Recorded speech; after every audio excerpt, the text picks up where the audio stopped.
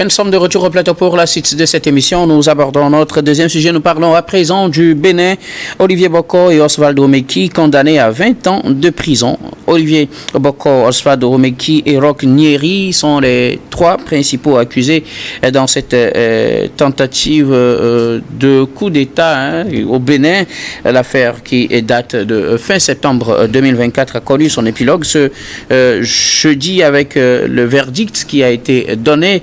Ces trois hommes ont été condamnés à 20 ans de prison, un par contumace. Il s'agit de Roch Nyeri, qui est présenté comme homme d'affaires, et beau-frère d'Olivier Bokor. Osvaldo Meki, ancien ministre des Sports. Olivier Bokor, un ancien proche du président Patrice Talon, sont accusés de fomenter un coup d'État contre lui. Le procès s'est déroulé, le procès s'est ouvert plutôt depuis le 21 janvier et le verdict est tombé. Et finalement, ils sont condamnés à 20 ans de prison avec 60 milliards de francs CFA à payer collectivement comme dommages et intérêts à l'État, et chacun de son côté 4,5 milliards de francs CFA. Ils sont accusés, les deux accusés principaux qui ont comparu devant la justice finalement n'ont pas eu droit aux avocats jusqu'à la fin, puisqu'ils avaient demandé beaucoup plus de temps pour pouvoir constituer un nouveau conseil, de nouveaux conseils pour les défendre. Finalement, ce qui n'a pas été fait. Ils ont été condamnés sur leur déposition et la déposition du chef de la garde présidentielle. Nous en parlons avec nos invités. Je commence par vous, Eric Johnson. 20 ans de prison avec de fortes sommes à payer. Et c'est la condamnation finale dans cette affaire de tentative de coup d'État au Bénin. Ils sont officiellement accusés de complot contre l'autorité de l'État, de corruption d'agents publics et de faux certificats. Alors, je vais peut-être me poser une question. Est-ce qu'on n'est pas en train de préparer là le nouveau président du Bénin? Pourquoi? Dans ces affaires rocambolesques où Sonko, Talon lui-même. Je parle du Bénin, effectivement, où Yahi Boni avait accusé Talon d'empoisonnement, un coup d'État, et qui a préparé un empoisonnement raté et tout ça. Et Talon s'est réfugié en France pendant longtemps avant de revenir, et le voilà président. Ils se sont réconciliés. Oui, avec beaucoup d'interventions des autres chefs d'État. Oui. Et là, quand je regarde un peu, surtout que les avocats des condamnés n'ont pas eu le temps de faire leur réquisitoire devant le CRIEX, qui est la Cour de répression des infractions économiques et terrorisme là. Et je me dis que ce procès-là est allé trop vite.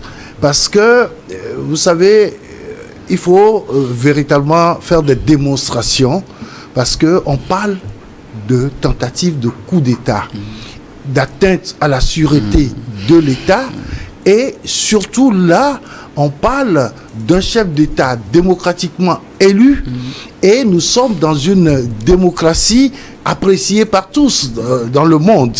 Et donc je me dis, il fallait quand même rester dans cette posture-là pour faire ce procès-là, pour que nous, qui sommes un peu l'opinion internationale, comprenions ce qui s'est réellement passé. Parce que là, c'était les paroles des accusés contre les propos d'un militaire qui est déjà de la garde présidentielle. Ça veut dire que entre ces deux entités, il n'y a pas eu véritablement une justice. Il y a eu une évacuation d'un dossier. Le procès ouvert le 26, et déjà le 30, on a condamné des gens sans avocat et tout ça. C'est là où ça pose un véritable problème. Toutefois, personne aujourd'hui ne peut accepter, avec la situation du Bénin, qui est encore un coup d'État. Parce que les Béninois se sont déjà dit, nous allons faire de la démocratie. Et quand on veut faire la démocratie, c'est le droit et les devoirs. Il faut respecter les droits, les lois, et il faut quand même que chaque individu sache qu'il a un devoir vis-à-vis de la nation. On ne peut pas, dans un tel pays, se permettre encore d'acheter des armes, alors qu'il y a beaucoup de trucs sociaux qu'il faut faire, c'est-à-dire apporter, il faut lutter contre la pauvreté, il y a la santé, il y a l'éducation et tout ça qu'il faut voir. Mais quand vous avez de l'argent, je dis toujours ici que l'Africain ne fabrique pas d'armes, mais il en utilise plus que tout le monde. Et c'est regrettable.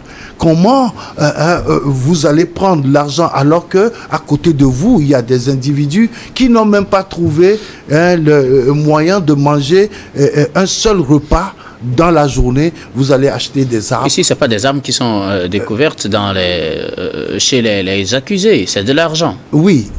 Non, mais quand on parle de coup d'État, on ne vient pas faire le coup d'État sans armes. Non, il devait se baser sur la garde présidentielle, comme faire quelque chose à la Bazoum au Niger. Oui, la garde présidentielle qui a déjà des armes. Oui. C'est des armes achetées quand même par l'argent du contribuable. Et donc, c'est des choses que je condamne. Mais je dis, ce procès-là est allé trop vite. Maintenant, quand je regarde l'autre côté, c'est-à-dire après les condamnations, les dommages qu'on a demandé à ces individus de payer, je dis en Afrique, on demande à un individu de payer 4,5 milliards et puis les trois vont payer 60 milliards. Et collectivement, ils vont payer 60 milliards. C'est dire qu'il y a un souci d'argent dans ce procès. Ça veut dire que Olivier Bokor, tel qu'on le connaît, un homme d'affaires très prospère, qui a toujours été à côté de Talon lui-même, et voyez-vous, dès l'arrivée de Talon au pouvoir, il y a un homme d'affaires qui a pris la fuite à Javon, qui se retrouve de l'autre côté, et donc ça veut dire qu'il y a également une guerre qu'on se mène par rapport à l'argent, parce que condamné je ne sais pas si dans le code pénal béninois il y a de telles condamnations à de lourdes amendes, 4,5 milliards. C'est un peu excessif. Pour chacun, ça reviendrait un peu à 24,5 milliards, pratiquement 25 milliards. Oui, que chacun doit payer. Et donc, je me dis, c'est excessif. C'est le montant qui est excessif. Les 20 ans, c'est bon? Mais attends, j'allais finir. Ok. J'allais finir. Quand on donne 20 ans, 20 ans, c'est presque une génération. Mais généralement, pour les tentatives de coup d'État, c'est ce qu'on donne. Généralement. Bon, généralement. Enfin, tu fais comparaison par rapport à d'autres situations. Ok, on te le concède. Toutefois, je dis, si le cas est avéré, qu'il y a tentative de coup d'État, 20 ans de prison, à mon avis, c'est normal. C'est normal. Merci beaucoup à vous, Eric Johnson. Alors, Sana VUL, 20 ans de prison pour Olivier Bokor, Osvaldo Meki et Roch Nieri, qui, lui, a été jugé par contumace. Je rappelle d'ailleurs qu'il y a un mandat d'arrêt qui est lancé contre lui à ce propos. 20 ans de prison, 60 milliards de francs CFA à payer collectivement comme dommage à l'État et 4,5 milliards de francs CFA à payer individuellement. Tout d'abord, avant d'en arriver à cette réponse, j'aimerais dire qu'il fallait quand même qu'on puisse s'appesantir sur des éléments factuels. Des éléments factuels venant de l'instruction du dossier. Parce qu'il s'agit d'une somme de 1,5 milliard retrouvée au domicile de M. Osvaldo Meki. Et durant l'instruction, mais ces versions ont changé. Dans un premier temps, je parle de l'instruction du dossier. Dans un premier temps, le monsieur, il dit que c'est de ses propres économies. Ensuite, il dit que non, que la somme provient de l'argent que que M. Boko lui a remis pour financer des activités en vue de... Ensuite, il dit que non, que c'est pour aller créer des brasseries dans des pays de la sous-région. Ensuite, il dit non, qu'il avait sollicité le colonel Dieudonné, le nom Théovédré, le chef de la garde pour qu'il l'aide à déplacer ces fonds-là cet argent de son domicile vers un autre, mais est-ce que tout en utilisant un véhicule de plaque togolaise. On lui demande le véhicule, la plaque provient du Togo, mais il a reconnu à l'instruction que c'était une plaque frauduleuse. C'est-à-dire qu'il a pris une plaque togolaise qu'il a mis sur son véhicule. Déjà, ça jette quand on évolue sa version. Un ancien ministre qui se permet d'utiliser frauduleusement une plaque, ça veut dire que les intentions ne sont pas sincères. Ensuite, il a été reconnu que de forts d'argent ont été retirés dans une société appartenant à M. Boko. Et les sommes ont été retirées. Et ça, c'est les emplois de la société qui ont donné ces versions-là dans l'instruction du dossier. Des formes de sorte d'argent dont le total serait de 2,5 milliards. On parle des éléments du dossier. Donc, ça veut dire que il y a des sommes d'argent qui ont été mobilisées pour le moment. Maintenant, on lui dit, mais maintenant, d'où intervient le colonel Teddy? Est-ce qu'on a besoin de venir nuitamment au domicile d'un intéressé pour déplacer l'argent? Est-ce qu'on a besoin du responsable de la sécurité présidentielle? Je ne sais pas si vous voyez un peu. Maintenant, il y a une stratégie qui a été adoptée par les avocats de la défense. C'est-à-dire, rassurez-vous, depuis le commissariat jusqu'à la fin de l'instruction du dossier, les accusés ont toujours été accompagnés par leur conseil. C'est dans le procès que le problème s'est posé. Dans le procès, mais les avocats se déconstituent en accord avec leurs clients. Oui, bien sûr. Au cours du procès, dans ce genre de situation... Ils ont demandé beaucoup plus de temps pour constituer un nouveau conseil, ce qu'ils n'ont pas eu aussi. Dans un premier temps, je vous rassure, ces éléments-là sont factuels. Les avocats qui suivent le dossier depuis le commissariat jusqu'à l'instruction, jusqu'à la fin de l'instruction, et qui tout d'un coup, pour une raison on ne connaît pas, ils se déconstituent. Pour quelle raison? Parce qu'ils voulaient jouer sur du dilatoire. Leur objectif, c'est d'empêcher que le débat aille au fond, qu'on parle de l'affaire même et qu'on se focalise sur une affaire qui n'ont pas été assistés par des avocats. Maintenant, est-ce que vous savez que le ministère public pouvait, n'est-ce pas, leur commettre des avocats, comme cela se fait dans la pratique. Mais il s'est fait que c'est les accusés eux-mêmes ils ont reconnu que c'est eux-mêmes qui ont dit à leur avocat de se dessaisir du dossier et ils avaient les moyens, ils disent qu'ils avaient les moyens de prendre un avocat. Vous avez les moyens de prendre un avocat, vous n'avez pas pris.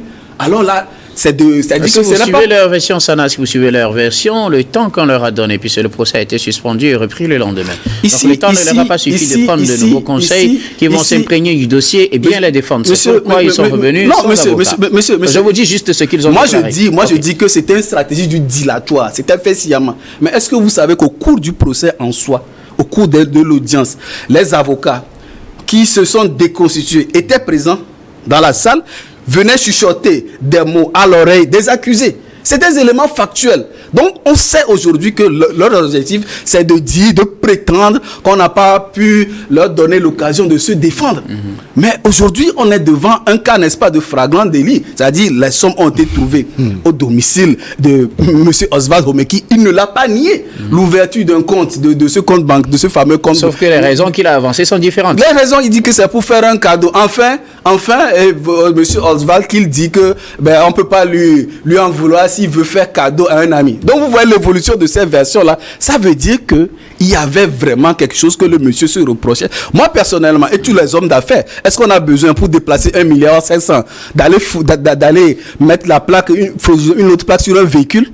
Est-ce qu'on a besoin d'appeler le président, le responsable de la garde présidentielle, un colonel, pour faire ça nuitamment? Et les instructions qu'il a données aux employés de maison qui ont témoigné. Donc, il y a beaucoup d'éléments qui prouvent vraiment qu'il y avait... C'est vrai que mais monsieur, le Dwayne Johnson disait tout à l'heure que il n'y avait pas quoi, mais aujourd'hui, on parle du quasi et comment on appelle ça, flagrant délit. C'est-à-dire c'est un flagrant délit. Les faits sont là, mais on n'a pas besoin de l'instruction, n'a pas besoin de 50 ans avant de se prononcer sur le dossier. Mais une fois que le dossier et le juge d'instruction, il transmet ça pour que ça soit tranché. Et je ne vois pas, j'aurais aimé que le doyen nous cite par exemple des délais minimum dans lesquels un procès doit se tenir pour qu'on sache qu'il y a eu un tosse au cours de procédure. Donc, mais c'est plutôt une bonne chose. À son point de vue, je pense que chacun donne son point de vue. Beaucoup de gens se plaignent d'ailleurs que leur procès prend trop de temps, mais ici, on juge une affaire, mais on ne peut pas reprocher à la justice béninoise d'avoir traité une affaire avec célérité. C'est à l'honneur de la justice béninoise d'ailleurs. Avant d'ouvrir le débat entre vous, permettez que j'ai la version. Eric, permettez. Parce que je vais répondre après aussi. On va éviter ce débat. Permettre à El Sadat de se prononcer sur cette question. 20 ans de prison pour Oswald Oumeki, Olivier Bokor et Roch Nyeri. C'est la décision de la justice béninoise dans cette affaire de complot contre l'autorité de l'État au Bénin.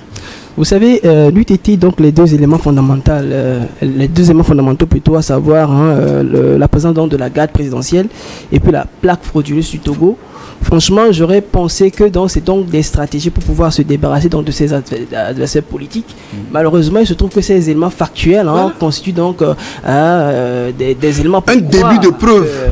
Il faut effectivement laisser ça continuer. Ce qui est donc une réalité. Pourquoi est-ce que je dis cela? Donc, pour rappel, déjà en 2012, il y a toujours Olivier Bokor qui est cité, toujours dans le cas donc de comment on appelle cela, le mot m'échappe là, de la tentative donc de coup d'État avec Patrice Talon, bien évidemment en 2012 par rapport à Yayi Boni. Et encore une fois, il revient donc à la charge tout récemment avec... là, il était du côté de Patrice Talon. Oui, bien sûr, tout comme Patrice Talon était du côté donc de Yayi Boni avant, donc ces faits ne puissent se faire. Vous voyez? Donc, quelque part, je pense que déjà, Patrice Talon lui-même connaît quelque part déjà les procédés donc, de son fidèle ami, puisqu'ils avaient été en temps cités également donc, dans le même dossier par le passé. Et ils sont restés donc quand même des fidèles amis. Donc, quelque part, ils se connaissent. Et en plus de ces éléments factuels qu'on vient de citer, logiquement, tu portes à croire que, bon voilà, c'est compliqué de pouvoir défendre ce genre de cas. Mais par contre, c'est pourquoi ils ont choisi le dilatoire. L'autre élément où moi je voulais donc intervenir, qui est aussi très intéressant, il faut aussi se poser la question à savoir. Déjà, il faut remarquer qu'il y a eu donc une démission donc de Oswald du gouvernement après 7 ans de leur service à Talon. Et là, il faut se demander, se poser la question, qu'est-ce qui déjà a occasionné donc cette démission-là? Quels étaient les éléments sur lesquels il ne s'entendait pas? D'autres auraient pu croire que déjà il a eu donc à soutenir la candidature donc de Olivier Bokor déjà pour 2026, ce qui aurait donc pu occasionner cela. Et moi je me pose une question, mais si déjà en 2026 il y a donc les élections qui vont venir à grands pas, pourquoi aller tenter donc cette situation-là donc de coup d'État? C'est ce qu'on ne comprend pas aussi. C'est ce qui aussi m'interpelle. Bon, mais politiquement, selon les tests, ils ne peuvent pas être candidats parce qu'ils ne seront pas portés par un parti politique. C'est ça le problème, puisque Bokor n'est pas dans un parti politique. Oswald Oumeki, on ne sait pas si c'est lui que Patrice Talon va choisir. Il n'est pas en tout cas dans la hiérarchie de Patrice Talon, selon les observateurs, celui sur qui le choix devrait être porté. Et du coup, peut-être cela pourrait les pousser à changer carrément le cours des choses pour avoir leur chance d'aller à ces élections ou carrément pour prendre le pouvoir de la force. Non, là je comprends mieux. Mais dans tous les cas, ça reste toujours donc une question donc à réfléchir dessus pour pouvoir déjà voir ce qu'il en est. Merci beaucoup. Alors, à vous, maintenant, vous pouvez réagir. Je voudrais commencer par Sadat. Quand il dit Patrice Talon connaît son élément, ça veut dire ce dont on accusait Patrice Talon. Ça suppose que c'était vrai. C'était vrai. Oui, justement par rapport à cela. Patrice Talon n'avait jamais reconnu. Ce n'est pas ce que la justice a dit. Il faut nuancer. Parce que la nuance que je voulais apporter. Ça, c'est le propos de M. Sadat. Non, permettez que Sadat explique. Il y a une nuance que je vais apporter rapidement, puisque de toutes les façons, il y a Yayi Boni qui a réagi après, sous l'égide donc de l'assistance donc Abdou Diouf pour pouvoir donc réconcilier donc les deux parties, au point où il y a donc Yayi Boni qui a donc pardonné d'une certaine façon. C'est Patrice Talon. Oui, qui a pardonné donc ces détenus venu là, et puis bien évidemment Patrice Talon également, pour qu'il puisse donc oublier donc cette affaire.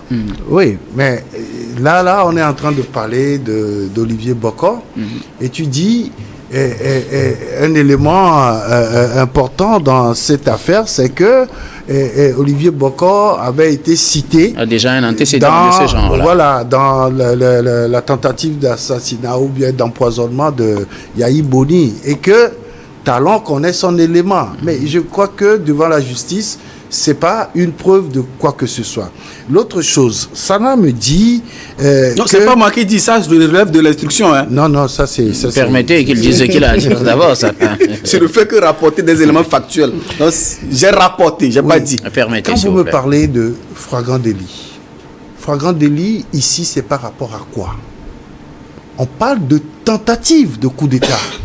Je pense qu'il parle de flagrant délit par rapport à l'argent, à la somme d'argent. De flagrant délit. J'ai dit l'argent, les montants en jeu ont été retrouvés dans un véhicule de plaques frauduleuses. Oui. Qu'est-ce que la plaque frauduleuse vient faire dans ça? C'est pas suspect pour vous? Non. C'est pas suspect pour vous? Écoutez, un compte bancaire de 55 millions. On va faire évoluer le débat, pas traîner sur certains points. On va évoluer rapidement. Moi, je veux évoluer sur des éléments factuels. S'il vous plaît. Oui, je suis d'accord avec toi. Oui. Mais maintenant, par rapport à ce procès, où on accuse des gens de tentative de coup d'État. Oui. On dit l'argent est un élément important dans cette préparation de coup d'État. Où se trouve le flagrant délit? Je vais aller autrement. Je vais vous aller autrement. Par analogie, supposons que quelqu'un planifie d'éliminer un individu et il s'en va acheter un couteau ou bien une arme à feu. Il doit être condamné ou pas? C'est-à-dire il y a début de commission de l'action. Il y a début de commission de l'infraction. D'avoir un couteau et une arme à feu, avec l'intention. C'est avec l'intention. C'est-à-dire il y a des faits sont déjà en train d'être commis allant dans ce sens-là. Maintenant, posséder une arme à feu. Moi, ce que je veux dire, quelle est l'intention? Lorsqu'un ancien ministre va ouvrir un compte bancaire, souscrit à une politisation, de 55 millions pour le responsable de la sécurité présidentielle, comme cadeau, comme ça. Et vous trouvez ça que, c'est des gens qui sont sains, monsieur Johnson? Non, mais comme ça? Écoute. Oh. Oui. Donc, comme ça, donc c'est normal, quoi. C'est normal. Non. Je suis là pour... Permettez qu'Éric continue, s'il vous plaît. Le jour où tu comprendras que tout ça là aussi peut être monté contre un individu. Non, ça c'est lui qui reconnaît. Il a reconnu ça dans l'instruction. À partir de ce moment, tu vas mieux percer cette. Alors Eric, dites ce que vous avez à dire. On n'a plus assez de temps. Ce que je suis en train de dire tout simplement, c'est qu'on ne me parle pas de flagrant délit dans cette condamnation. Pour vous, tout ça ne vous convainc pas, à vous suivre, Eric? Non, je dis à la fin de mon analyse, j'ai bien dit, si tout ça là s'avérait, alors la condamnation est normale. Oui, maintenant, vous doutez quand même des preuves qui ont été présentées durant tout ce procès. Je doute de deux choses. La première chose, quand on me dit tentative de coup d'État et qu'on n'a pas apporté la preuve de cela, parce que pour faire un coup d'État, il faut forcément avoir beaucoup des éléments palpables. Oui. Pour vous, l'argent ne suffit pas. Le témoignage du chef de la garde présidentielle ne suffit pas. Non, ça ne suffit pas. Parce qu'il faut d'autres éléments pour moi avant de parler de tentative de coup d'État. Tout simplement. Mauvais magistrat à la justice. Parce que là, vous savez, on veut faire le coup d'État à un chef d'État. Oui, et on veut corrompre le président de la garde présidentielle avec de l'argent, 1,5 milliard. Et en fait, dans le dossier, les fonds mobilisés, c'est 2,5 milliards. C'est 2,5 milliards. Les employés ont témoigné. Condamné pour corruption, tout simplement, je comprendrais encore. Pour corruption, c'est-à-dire, l'argent était destiné à corrompre le responsable de la garde présidentielle pour faire un coup d'État. C'était l'objectif final. Mais il n'a pas été corrompu finalement. Mais non, parce qu'il allait vendre la mèche. Donc, est-ce qu'on veut me dire, par exemple, que si des gens sont en train de corrompre et de convaincre des gens pour aller commettre, par exemple, un braquage, et que l'un s'en va dénoncer à la police, on ne doit pas arrêter ces derniers-là? Est-ce que c'est ça qu'on veut dire sur ce plateau-là? En ce moment, ils seront condamnés pour quoi? Mais pour tentative de braquage. Bien sûr, parce qu'ils ont commencé par poser des actes allant dans ce sens-là. Le flagrant délit. Et puis sur l'affaire là, sur l'affaire du procès qui a été tenu, mais ça, l'affaire a continué selon les dispositions, n'est-ce pas, du code pénal. On va revenir au sujet puisque le temps est imparti pour ce sujet. Contre nous, vous vouliez réagir tout à l'heure, El Sadat. Oui, l'élément que je voulais forcément dire, hein, c'est la présence du chef de la garde présidentielle. C'est ça qui change la donne. Oui. C'est ça qui change la donne. Parce que pourquoi l'argent doit être donné au chef de la garde présidentielle? Pourquoi l'inversion a évolué? S'il vous plaît, ça n'en permet. Pourquoi lui? Sachant que le chef de la garde présidentielle a un rôle primordial à jouer dans la sécurité donc du chef de l'État. Cela aurait été donc une personne lambda, on aurait parlé de corruption, détournement de fonds, autre chose. Dans ce cas précis, l'élément fondamental qu'on a, c'est la présence donc du chef de la garde présidentielle, ce qui fait qu'on a tendance à croire forcément qu'il s'agit bien évidemment donc d'une tentative de coup d'État. Donc sa présence justifie le fait qu'on parle de complot contre l'autorité de l'État. Quelque chose à ajouter, Sana, Eric? Non, merci beaucoup. À vous, je pense qu'on s'est finalement compris. On en a beaucoup parlé. Nous allons marquer la pause pour le journal, puis on reviendra tout à l'heure pour la suite de cette émission.